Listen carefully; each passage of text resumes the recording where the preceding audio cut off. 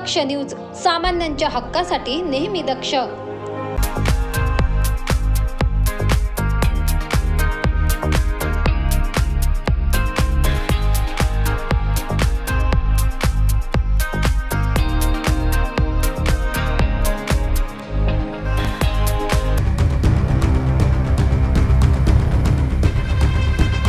दिंडोरी तालुक्यातील जानोरी येथील 846 गट नंबरचे मालक नानासाहेब ठाकरे यांनी नैसर्गिक नाला व वहिवाट रस्ता बेकायदेशीरपणे दगड माती मुरुम टाकून बुजवण्यात आला होता।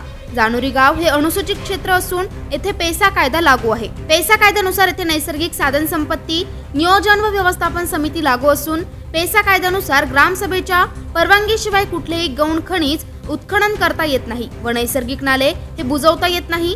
परंतु गट नंबर 846 चे मालक यांनी कुठलीही ग्रामसभेची परवानगी न घेता गौण खनिज उत्खनन करून येथील नैसर्गिक नाला बुजवला असल्याने येथील शेतकरी यांनी सरपंच, ग्रामसेवक व नैसर्गिक साधन संपत्ती नियोजन व व्यवस्थापन समिती यांना निवेदन देऊन संबंधित गट नंबर 846 चे मालक व गौण खनिज वाहून नेणाऱ्या वाहनांवर कायदेशीर कारवाई करण्याची मागणी केली आहे।